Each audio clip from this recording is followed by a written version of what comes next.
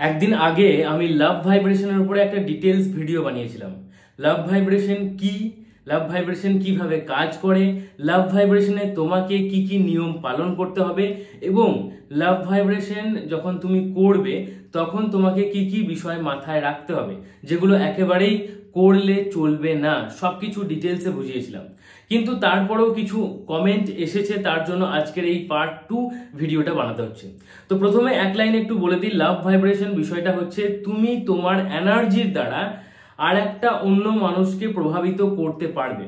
তুমি ঘরে বসে এমন কিছু কাজ করবে যার দ্বারা অন্য একটা মানুষ মানসিকভাবে প্রভাবিত হবে। ইয়েস, মূলত আগে যদি তোমার কোনো একটা মানুষের সাথে সম্পর্ক থেকে থাকে এবং এখন যদি সম্পর্কটা ভেঙে যাবে বলে মনে হচ্ছে কিংবা অলরেডি ভেঙে গেছে, তাহলে খুব ইজিলি কম সময়ের মধ্যে সেই মানুষটাকে তুমি আবার সম্পর্কের মধ্যে ফিরিয়ে আনতে পারবে। হ্যাঁ, লাভ ভাইব্রেশন এমনই একটা টেকনিক, অনেকে এটাকে ম্যাজিক বলে মনে করে, আবার অনেকে এটাকে বিশ্বাসই করে না। দেখো, একটা সিম্পল কথা বলে দিই, এই এনার্জির বিষয়টা তোমাকে খুব ভালোভাবে বুঝতে হবে। আমরা সারফেস লেভেলে সবাই একই, মানে একই পরমাত্মার যেহেতু আমরা অংশ, এই বিশ্ব ব্রহ্মাণ্ডের সবকিছুর পিছনে যেহেতু একটা এনার্জি কাজ করছে, তাই তুমি তোমার ভিতরের এনার্জি দ্বারা অন্য মানুষকে প্রভাবিত করতে পারবে। আগেও আমি বলেছিলাম যে এই পৃথিবীতে দেখবে সফল মানুষগুলো বা হয়তো যে সাধু সন্ন্যাসী মানুষগুলো আছে, তারা যখন কোন একটা সিম্পল কথা বলছে তখন সেই সিম্পল কথাটা আমরা বড় একটা মোটিভেশনের আকার দিচ্ছি কিংবা মোটিভেশন হিসাবে নিচ্ছি। কিন্তু ওই সিম্পল কথাটাই যখন পাড়ার কোনো ছোকরা ছেলে কিংবা কোনো একটা মাতাল গাজাল মানুষ বলছে, তখন কিন্তু তাকে আমরা পাত্তা দিচ্ছি না। কেন এটা হচ্ছে? কারণ ওই যে সফল মানুষটা কিংবা ওই যে সাধু সন্ন্যাসী মানুষটা, সে একটা আলাদা জীবনযাপন করছে, সে তার ভিতরে একটা আলাদা রকম পজিটিভ এনার্জি তৈরি করেছে, আর সেই এনার্জির জন্যই একটা পজিটিভ অরা তৈরি হচ্ছে। আর সেই অরাটা যখন আমরা অরার মধ্যে যখন আমরা প্রবেশ করছি, তখন কিন্তু আমরা সেই এনার্জির দ্বারা কিছুটা হলেও প্রভাবিত হচ্ছি। তো সিম্পল বিষয় যে তুমি তোমার মধ্যে পজিটিভ সেই লাভ ভাইব্রেশন বা এনার্জি, লাভ এনার্জি তৈরি করতে পারলেই কিন্তু তুমি সেটা দ্বারা সামনের মানুষটাকে প্রভাবিত করতে পারবে। তো আজকের এই ভিডিওতে বলবো তুমি কিভাবে এই লাভ ভাইব্রেশন বা লাভ এনার্জিটা তৈরি করবে। তার আগে অবশ্যই বলে দিই, দেখো, এই ইউটিউব বিষয়টা এমন একটা জায়গায় এখন চলে গেছে যেখানে নোংরা কন্টেন্ট খুব বেশি, কিংবা এমন কিছু মানুষ রয়েছে যে মানুষগুলো হয়তো কন্টেন্ট বানিয়ে দেয় কিন্তু তারা নিজের জীবনে এগুলোকে মেনে চলে না।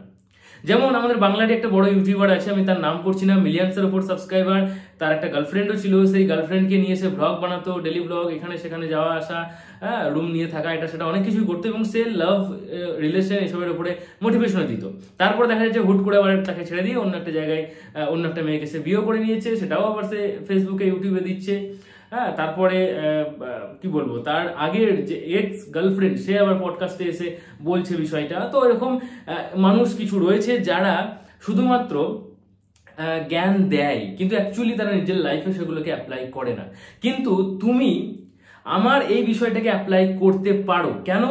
কারণ আমি নিজে একটা মানুষকেই ভালোবেসেছি, 9 বছর ধরে একটা মানুষের সাথে রিলেশনে ছিলাম এবং তাকেই বিয়ে করেছি। ঠিক আছে, এই বিষয়ে তুমি জানতে চাইলে আমার শর্টস, এই চ্যানেলেই শর্টস একটা ভিডিও আছে, শর্টস ভিডিওটা দেখলে তুমি বুঝতে পারবে। এবং অনেকেই জানে, তুমি যদি নতুন হয়ে থাকো তাহলে হয়তো জানবে না, কিন্তু আমার চ্যানেল অনেকেই জানে। এবং আমার ব্লগ চ্যানেলে তুমি যদি একটু ভিজিট করো, ব্লগ চ্যানেলের লিঙ্ক প্রত্যেক ভিডিও ডেসক্রিপশন বক্সে পাবে। ব্লগ চ্যানেলের নাম হচ্ছে শান্তিনিকেতনের শান্তনু, সেখানেও তুমি সেগুলো জানতে পারবে। সো এগুলো মানে এমন একটা বিষয় যেগুলো নিজেকে প্রথমে মানতে হবে, নিজেকে অ্যাপ্লাই করতে হবে, তার দ্বারা সেই বিষয়ে সাফল্য অর্জন করতে হবে, তারপরে অন্য মানুষকে তখন এগুলো বোঝানো যাবে, তখন হয়তো মানুষ ভালোভাবে বুঝতে পারবে। তো আমি এই আশা নিয়ে তোমাদেরকে আজকে বোঝাচ্ছি। আমি লাভ ভাইব্রেশন প্রথমে বিষয়টা যখন জানি তখন সেইভাবে বিশ্বাস করিনি এবং খুব একটা এটাকে পাত্তাও দিইনি, কিন্তু তারপরে যেহেতু আমি সবকিছুই একটু গভীরে গিয়ে অ্যানালাইজ করার চেষ্টা করি, বিষয়টা জানার চেষ্টা করি, বোঝার চেষ্টা করি যে অ্যাকচুয়ালি এর পিছনে রিজনগুলো কি, কিভাবে এটা কাজ করে, তখন আমি এই বিষয়টা সম্বন্ধে জানতে পারি এবং আমি আমার রিলেশনে অ্যাপ্লাই করেছি এবং আমি ফল পেয়েছি। আমি যে মানুষটাকে ভালোবেসেছি সেই মানুষটাকেই বিয়ে করতে পেরেছি। আমরা 9 বছর রিলেশনে থাকার পরে পরিবারকে মানিয়ে আমরা বিয়ে করতে পেরেছি। সো আজকের ভিডিওতে সেই জন্যই তোমাকে বলছি, তুমি লাভ ভাইব্রেশন বিষয়টা ভালো করে বুঝে নাও এবং তোমার ডামাডোল রিলেশনশিপটাকে ঠিক করে নাও। দেখো, লাভ ভাইব্রেশনের প্রথমেই তোমাকে যে বিষয়টা মাথায় রাখতে হবে যে যখন তুমি লাভ ভাইব্রেশন কাউকে পাঠাবে তখন একটা শান্ত পরিবেশের খুব দরকার। তাই আগেও বলেছি, শান্ত পরিবেশ সারাদিনে তুমি হয়তো দুটো টাইমই ভালো রকম পাবে। একটা হচ্ছে সকালবেলা ব্রহ্ম মুহূর্ত, ভোরবেলা মূলত, আর একটা টাইম হচ্ছে রাত্রিবেলা সবার শুয়ে পড়ার পর। ঠিক আছে, সেই সময় যানবাহনের আওয়াজ, আশেপাশের কোলাহল অনেকটা কম হয়ে যায়। তো সেই সময়ে কিংবা একদম ভোরবেলা যখন যানবাহনের আওয়াজ কিংবা কোলাহল নেই বা মানুষজন ঘুম থেকে ওঠেনি, সেই সময়ে তুমি এটাকে অ্যাপ্লাই করতে পারো। কি করতে হবে বলছি, তার আগে বলে দিই সময়টা কেমন দরকার। সময়টা হচ্ছে ব্রহ্ম মুহূর্ত বা সকালে একদম ভোরবেলা এবং রাত্রিবেলা, দুটোর মধ্যে একটা টাইম করতে পারো কিংবা দুটো টাইমেই করতে পারো। তার সাথে তোমার নিজেকেও শান্ত রাখতে হবে, নিজের ব্রেন এবং মাইন্ডকে টোটালি শান্ত করতে হবে। তার জন্য তুমি তার আগে একটু প্রাণায়াম করতে পারো, একটু ব্যায়াম করতে পারো, কিংবা একটু ভালো লাগার কাজগুলো তোমার যেগুলো ভালো লাগে সেগুলো করতে পারো। যদি একেবারে এগুলো করতে পারছো না বা চাইছো না বা হচ্ছে না তোমার দ্বারা, তাহলে বলবো নিজেকে শান্ত করার সব থেকে সহজ উপায় হচ্ছে কিছুক্ষণ ডিপ ব্রিদিং করা, অর্থাৎ জোরে জোরে নিঃশ্বাস নেবে, জোরে জোরে নিঃশ্বাস ছাড়বে, নিঃশ্বাস নেবে, নিঃশ্বাস ছাড়বে। এইভাবে তুমি মূলত প্রশ্বাস বলো এটাকে, প্রশ্বাস নিই এবং নিঃশ্বাস ছাড়ি। ঠিক আছে, অনেকে এটাকে ভুল মনে করে যে নিঃশ্বাস নিয়ে আমরা প্রশ্বাস ছাড়ি, কিন্তু বিষয়টা তেমন নয়। বিষয়টা হচ্ছে প্রশ্বাস নিই, নিঃশ্বাস ছাড়ি। তো যাই হোক, এইভাবে ডিপ ব্রিদিং করবে কিছুক্ষণ ধরে, দেখবে মানে তুমি 30 সেকেন্ড থেকে 1 মিনিট যদি এটা করতে পারো, তাহলে অটোমেটিকলি তোমার ব্রেন, তোমার মাইন্ড টোটালি শান্ত হয়ে যাবে। তো পরিবেশ শান্ত, তারপরে তোমাকে শান্ত করতে হবে, এই দুটো বিষয় মাথায় রাখতে হবে যে যখন আমি লাভ ভাইব্রেশন সেন্ড করব তখন এটাকে এই টাইম দুটো থাকা দরকার। ঠিক আছে, তারপরে এবার তোমাকে লাভ ভাইব্রেশন সেন্ড করতে হবে। লাভ ভাইব্রেশন সেন্ড করার জন্য তোমাকে কি করতে হবে? প্রথমেই তোমাকে যে কাজটা করতে হবে সেটা হচ্ছে তুমি ইউনিভার্সের কাছে ক্ষমা চাইবে। ইয়েস, প্রথমেই তুমি ইউনিভার্সের কাছে একদম মন থেকে রিয়েলাইজ করবে এবং ক্ষমা চাইবে যে আমি জেনে বুঝে বা অজান্তে যদি কোনো ভুল করে থাকি, সেই ভুলের মাসুল যেন আমাকে এইভাবে না গুনতে হয়। ভগবান, আমাকে ক্ষমা করো। আমি কিছু ভুল করেছি, তার জন্য আমাকে অন্য কিছু সাজা দিও, কিন্তু ওই ভুলটার জন্য আমার ভালোবাসার মানুষটাকে আমার কাছ থেকে ছিনিয়ে দিও না। এইভাবে ভগবানকে একটু ক্ষমা চেয়ে নাও ভগবানের কাছে। কারণ আমরা জেনে বুঝে অনেক ভুলই করি। অনেক মানুষ এমন আছে যারা জেনে বুঝে ভুল যেগুলো করে সেগুলো দেখতেও পায় না বা দেখতে চায় না। ঠিক আছে, মাথায় রাখবে, তারপরেও আমরা অজান্তে কিছু ভুল করি। তো প্রথমেই আমাদেরকে ক্ষমা চাইতে হবে ভগবানের কাছে, ইউনিভার্সের কাছে, যে আমরা যদি কোনো ভুল করে থাকি তার জন্য আমাকে ক্ষমা করে দিও। ঠিক আছে, এবার সেকেন্ড কাজ যেটা করতে হবে সেটা হচ্ছে ভালোবাসার মানুষটাকে ভিজুয়ালাইজ করতে হবে। মনে মনে তাকে নিয়ে ভাবতে হবে, তার ছবিটা একদম যেন মনের মধ্যে থাকে। ঠিক আছে, যদি একান্তই অসুবিধা হচ্ছে, তার মুখটা তেমনভাবে আসছে না, তুমি ঠিক তাকে ভাবতে পারছো না, তার ছবিটা ঠিক মনের মধ্যে আসছে না, তাহলে তুমি এখানে ফটো টেকনিক ইউজ করতে পারো। লাভ ভাইব্রেশনে ফটো টেকনিকটা খুব ভালো কাজ করে। তার একটা ফটো নিলে, ফোনে বার করলে কিংবা তার যদি ফটো থাকে সেটা নিলে, এবং তার চোখের দিকে ডাইরেক্ট তাকিয়ে থাকলে এবং পজিটিভ কিছু কথা বললে। কিরকম কথা? যে আমাদের রিলেশনটা ঠিক হয়ে গেছে, তুমি আমার কাছে খুব ভালো আছো, তুমি আমার, শুধুমাত্র তুমি শুধু আমার, এইভাবে কিছু পজিটিভ কথা বললে এবং তুমি এটাও বললে তার সাথে সাথে যে আমিও তোমার কাছে খুব ভালো আছি, আমরা দুজনে ভালো আছি, ভালো থাকবো, আমরা সারা জীবন একসাথে থাকবো। এইভাবে তুমি কন্টিনিউয়াসলি বললে কিছুক্ষণ, মোটামুটি 2 থেকে 3 মিনিট কিংবা ম্যাক্সিমাম 5 মিনিট যদি বলতে পারো তাহলে খুব ভালো হবে। তবে অনেকের ক্ষেত্রেই এটা সমস্যাজনক হতে পারে। যদি ঘরের মধ্যে একান্তভাবে করছো তাহলে আশেপাশের যদি পরিবারের মানুষজন কেউ দেখে তাহলে একটু পাগলও ভাবতে পারে। যাই হোক, সবার তো সব বিষয় বোঝা সম্ভব নয় বা সবাই সব বিষয় জানেও না। তার জন্য তুমি মুখে না বলে মনে মনে ভাবতে থাকো শুধুমাত্র তার ফটোটা। তুমি শুয়ে থাকো, বসে থাকো, দাঁড়িয়ে থাকো, যেমনই অবস্থায় থাকো, কোনো অসুবিধা নেই এখানে। শুধুমাত্র তার ফটোর দিকে তাকিয়ে কিংবা তাকে ভিজুয়ালাইজ করে ভাবতে থাকো এবং পজিটিভ কথা বলতে থাকো যে আমাদের রিলেশন ঠিক হয়ে গেছে, আমরা ভালো আছি, তুমি আমার কাছে ভালো আছো, আমি তোমার কাছে ভালো আছি এবং আমরা সারা জীবন ভালো আছি এবং থাকবো। এইভাবে তুমি যদি কন্টিনিউয়াসলি 2 থেকে 3 মিনিট কিংবা ম্যাক্সিমাম 5 মিনিট বলতে থাকো তাহলে দেখবে নিজের ভিতরে একটা পজিটিভ এনার্জি আস্তে আস্তে তৈরি হচ্ছে, তুমি সেটা ফিল করতে পারবে। এবং সব থেকে বড় কথা যে তুমি যখন এটা ফিল করবে তখন অটোমেটিক্যালি দেখবে তোমাদের কাটানো সুন্দর সেই মুহূর্তগুলো তোমার চোখের সামনে, তোমার ব্রেনের মধ্যে ভেসে উঠছে। যখন তোমার কন্টিনিউয়াসলি ওই সুন্দর মুহূর্তগুলো ভেসে উঠবে তোমার সামনে, তখন তুমি আরো পজিটিভ ভাবে কথাগুলো বলতে পারবে এটা একদিনে সম্ভব নয়, কারো ক্ষেত্রে এটা 5 দিন থেকে 7 দিন লেগে যায়, কারো ক্ষেত্রে 15 দিন, কারো ক্ষেত্রে 21 দিন। তার জন্যই আমি বলি যে টেকনিক তুমি অ্যাপ্লাই করবে সেই টেকনিকটা ম্যাক্সিমাম 21 দিন করতে থাকো। 21 দিনের আগে রেজাল্ট পেলে খুব ভালো কথা, মানুষটা ফিরে এলো, মানুষটা পাল্টে গেল, মানুষটা যোগাযোগ করছে, ঠিক আছে। কিন্তু যদি বিষয়টা এমন হয় যে না 21 দিন ধরে আমি কন্টিনিউয়াসলি করছি কিন্তু তারপরেও রেজাল্ট পাচ্ছি না, তাহলে 21 দিন পরে এখান থেকে একটু বিরত নাও। কিরকম?